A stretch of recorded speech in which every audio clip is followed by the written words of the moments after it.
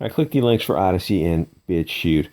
Kevin Smith, it's hard to get mad at Kevin Smith. He has at least mentally moved on to Clerks 3. He gives He-Man fans the middle finger, and now this is one facet of the culture war, at least it is on Twitter. Regarding this, why are you subbed to Netflix anyway?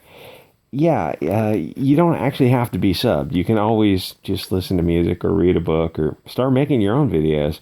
Every minute you watch a YouTube video is a minute you're not supporting the mainstream cancer, which is something that pisses them off that some idiot with a cell phone can make videos that people will listen to. Keep in mind, the Hollywood types are flying out to remote islands to Epstein kids. They're evil people and we shouldn't support them. So Kevin Smith is getting some mild criticism. Well, welcome to the internet, buddy. He even joked about it in Jay and Silent Bob, where at the end of the movie they fly around and they're beating kids up who criticize them on the internet, which was an excellent movie. But then Kevin started, I don't know, I guess his wife sucked his soul out. Sucked his talent out. I don't know. Maybe it was too much weed, or it's just his wife and daughter seem like real hippies to me. And the funny thing is Kevin was saying like, oh, if you don't like something, just don't talk about it. Dude, you in your movies, what do? You just bitch about Star Wars and Lord of the Rings. Remember that scene in Clerks Part 2? You're comparing the two movies. If you don't like something, don't talk about something. Like, well, dude, what happened to you? Have you really smoked yourself where you're having memory problems? I almost said the R word for smoked yourself, developmentally disabled, which is a line from Half Baked back when Chappelle was funny. Yeah, fans are upset there's not enough He-Man in He-Man. Shocking. I don't know what he was thinking with He-Man. I don't know where his head is. But if you watch Jay and Silent Bob Part 2, you get the feeling that he thinks that woke kids, that woke philosophy is the majority. Probably because he's listening to his idiot daughter and wife, who I think are insane. I also get the feeling that he's vaguely liberal, but he's liberal like 1990s liberal, which is a whole different. That would be a conservative nowadays. Because my God, how cucked have the conservatives got. But he's also isolated from the culture war. He's only getting one side of the story probably from his wife and daughter and from the Hollywood friends who are insanely left wing. But again, in that movie, Jay and Silent Bob Part 2, he did have some very unpolitically correct humor. So I do think Kevin Smith still has some surprises buried deep down inside. Anyway, so he did do this 2.5-hour video where he tries to get the audience back on his side. It's not that the show is so stupid, it's that he lied about it, and yes, it's stupid. It's stupid. Don't try to say it's not. Subverting expectations destroyed Star Wars. Why would you think it would? Oh, I'm sorry, I forgot. When he reviewed Star Wars, he was in tears over Star Wars, as he was in tears over everything, because he works in the industry and he wants to get jobs, so he cries like a little girl. Anyway, but I assumed all those tears were fake. Like, he has to have known that Star Wars was garbage and people didn't like it. I mean, he must keep some track of the internet, right? So, I assumed it was all fake. So, like, why would you think it would work for He-Man where Star Wars did not do as well as it should have? So, I don't know. I blame the weed, his wife, and his daughter, and I just mostly think he didn't care about He-Man. He admitted that he wasn't that into it. But he's not that old. He grew up with the internet in some form. He should know how the internet works. You never feed a fire oxygen. The smart thing to do would have been just ignore it and just focus on the positive. Yeah, Quentin Tarantino can tell people to suck a D because he's Quentin Tarantino and he has a string of movies that are just, out of this world in terms of success, where Kevin Smith has got movies like, oh, it made $5 million. Thank God.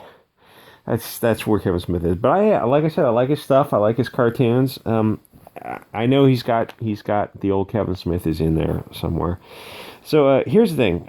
I was going to say that there's a sliding scale of outrage. Stuff like Harley Quinn, Birds of Prey didn't annoy people because everyone knew it was going to suck. It was expected. And it did indeed suck. Same for Men in Black and Charlie's Angels and a bunch of other stuff. Terminator, the latest X-Men movies. There's a whole string of crappy movies that didn't bother people because they just expect this is a woke chick flick. It's going to be garbage. But Ghostbusters 2016 or He-Man or Disney's Star Wars, people had expectations for it, especially stuff with Star Wars and Ghostbusters. Those were amazing, amazing films. Why would you follow it up with absolute crap? Well, because that's Hollywood. And the thing is with He-Man, it's like, yeah, it was just a stupid cartoon made to sell toys. But Kevin Smith led people to believe it would go in one direction. And then he lied like a crying, shilling little bitch that he is. He subverted expectations, but 90% of the people who saw it would say that the movie was a miss. Oh, they review bombed the movie. What does that mean? That means people went to a review site and left a review. Oh, but when it's not the review we want, it's a review bomb. That's just nonsense. If people liked it that much, if the fans of the movie liked it that much, they'd go to Rotten Tomatoes and they'd probably, and you know, it's like what do reviews mean anyway? It's just word of mouth mostly on YouTube channels and stuff like that.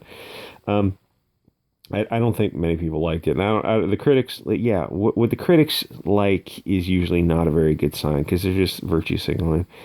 And I doubt that many people got a Netflix subscription for it or unsubbed in outrage because, you know, they've got 200 million subs. Losing 500,000 subs, which they did lose last quarter, I think, that's not it's not a good sign, but it's not a huge deal. Every market can reach saturation. And there's like a half dozen big competitors. And once you reach saturation, well, you're just going to start cannibalizing from each other. You're not going to be able to grow the market unless you get into foreign markets. And I don't know if you can get in at the same price point. So if people didn't unsub for cuties, then nothing is going to faze them. They're just going to keep paying that $14 a month forever. It would take a competitor coming out with something that was so great that they found themselves like, oh, you know, I haven't watched Netflix in like 3 months. That's just money I'm throwing away. It's like, oh, I guess I will unsub and I'll go sub to something else because they've got the next Sopranos or whatever the next hot show is. And it's like, that's going to be the future of streaming. There's people that are just going to, I don't know, swing from hot network to hot network, which is, I don't know, maybe it's better to release shows on a weekly basis as opposed to just letting people binge them all at once, unsub, and then, you know, go to some other network. I don't know. So I suspect that, and the thing is, another thing you got to take into consideration, you want to treat the customers very delicately and with a lot of respect because they always have the option of simply going and watching it online somewhere else. Or someone could burn them and put it on a USB for them. There's a lot of options. So you really people have to like you and know that they're being treated well to actually go and pay for something that, you know, they can get a VPN and they can get for free or they can get from a friend or you get the idea. So I suspect that He-Man Part 2 is going to focus on He-Man and he's going to kind of fit the story back together the way it should. But who knows? And, you know, when it comes down to it, it's only a dumb cartoon that was designed to sell plastic dolls. Yeah, I wasn't that into He-Man as a kid. I thought G.I. Joe and Transformers were cool. Thundercats was cool. He-Man, I don't know, something about it. Maybe Skeletor was too scary for me. I wasn't into that as a kid for some reason. Even as an adult, it's like Skeletor is a pretty scary design. It's like Red Skull in the cartoon, the comic books. I did want to say that attacking the customers and fighting with YouTubers, Clownfish TV, and lying to people, that's all really, really dumb. People have overlapping viewers, and I'm not going to say they have overlapping fans because fan is too strong a word. I think I like Kevin Smith's movies, or about half of them, but I wouldn't go so far as to say that I'm a fan. I might like his movies, but I don't necessarily like him or not like him. I don't know too much about him. Though now he's on YouTube, it's like you see these interviews, like he's kind of a jerk. But he's still, as long as he doesn't like cross a certain line, doesn't say something unforgivable. It's like, oh, all right, he's fighting with fans. You know, he got people threw some punches at him. He threw some back. It's like, oh, he didn't do anything unforgivable. But fighting with like a YouTuber like Clownfish is just not a good look. Anyway, instead of fighting people online, just mute them and ignore them. Especially, and you don't want to block them because then they'll screen cap that you blocked them and they'll show it to other people, and it's like it just continues it. But if you just mute them, they're shouting into an empty void. And it's something like with Clownfish and other YouTubers and whoever he was fighting with, and Kevin Smith himself, the fan base, you know, if you look at the Venn diagrams, they're probably pretty closely overlapped. it's better to just block somebody or ignore them than to lie to them and lie to the fans. That doesn't go away. As Mitch Breitweiser learned with, what was his comic, Red Rooster, that went to, I think, Walmart before it went to the actual Packers. That was a weird flex. And I defended that guy, too. I feel like an idiot now. Now what I don't really understand is doing an interview and then attacking the customers. A public interview is not time with your therapist, which I'm sure he's... Oh, no, I think he said that 2.5 hour thing that he didn't have a therapist, but the other guy was saying he did have a therapist. Like, maybe it's time to consider that. You're supposed to be diplomatic when you give interviews. You never want to say someone isn't a fan because they didn't like your version of something. That is nuts. You just go, I had a different presentation for it, and I think they're going to like the second half of the first season. You know what I'm saying? Like, you always want to bring them back into the fold. Like, they're really going to like the second season or the second half of the first season. It's going to, and I assume these things are already all made all at once because it's cheaper to film that way. But if I were him and if you had any way to rewrite some episodes in time, I don't know if that's even possible. I would want to consider that pretty seriously because you would want to dunk on the fans. You would want to have that second season to be like, oh, He-Man is in it. It totally redeems everything. It's awesome. It's like, oh, we just had a little misunderstanding. Or it's like, I got you in the first half, but I gave you what you wanted in the second half. I would see if there's any way to do something like that. Oh, okay. So people know the show as He-Man. Yes, maybe it was technically called Masters of the Universe for a little bit, but it's most name recognition is probably going to click with He-Man, and he lied to people. So you should have just stayed silent, Bob. Should have stayed quiet. And maybe now it seems like now he's trying to turn it into a little bit of a culture war, like the Chads like He-Man and the Soy Boys like Teela, which, did you really have to do the shave side of the head and make her so muscular? But anyway, that kind of split was a similar split with Disney Star Wars in the original Star Wars, because it became like a older crowd, which is vaguely more moderate or right of center, versus a left of center younger crowd who said they loved it. It was the bestest ever. It's like the older crowd, we look at you guys and like the younger crowd and like, you're going to grow up and you're going to look at this and you're going to think it's dog shit. Because, we were young once too. So we know what it's like to just like be stubborn, entrenched with a position and not wanting to change it. But if I had to guess, Kevin Smith's fan base, it's probably all over the map politically. I mean, a lot of libertarian people who are into smoking weed and machine guns and, staying off my lawn and that kind of thing. But whatever, I don't take Kevin Smith too seriously. I don't take anyone too seriously, myself most of all. I don't get too worked up because he makes fun movies. I enjoyed them, or he used to make fun movies, and then he made like Tusk and Yoga Hosers, which, Yoga Hosers, I accept that movie because it was a family movie that he wanted the two girls to play in. That's a very, very valid reason for making a movie. I'm sure that movie paid for itself once you consider like all the streaming and DVD and Blu-rays and stuff like that. And it was something to see. It wasn't like you wouldn't stop watching it. It was interesting. It had some cute bits. It was fun to see his kids in a movie. But the thing is, like, I accept that he's sort of an idiot. His movies are fun, but that's it. They're not genius. It's not going to stand the test of time.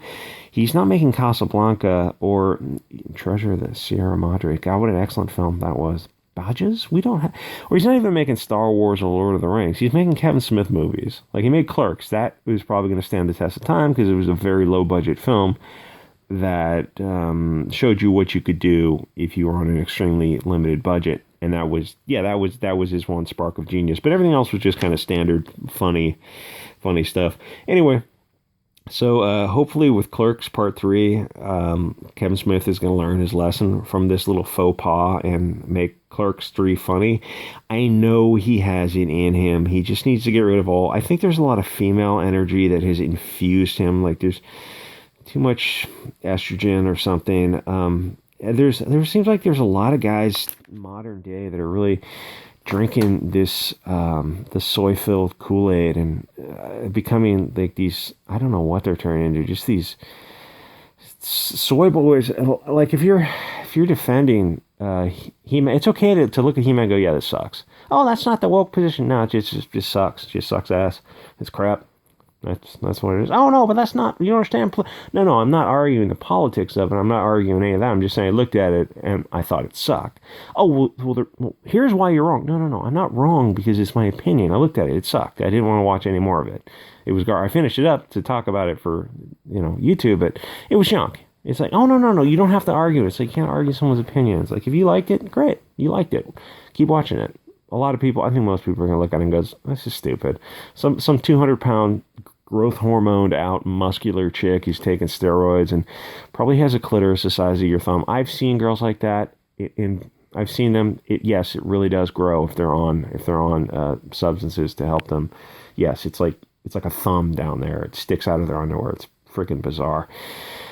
I don't know where I was going with that. Anyway, like, comment, subscribe, guys, and I'll see you in a day when I get back from a trip in the mountains where I went. And last time I was filming these coyotes, and they just start walking up to me. I'm like, what the hell's going on? I was just like, oh, I'm going to have to leave because these coyotes are walking up to me. I just start sniffing around me. Coyotes are vicious little bastards, not friendly like wolves. Anyway, guys, I will see you all next episode.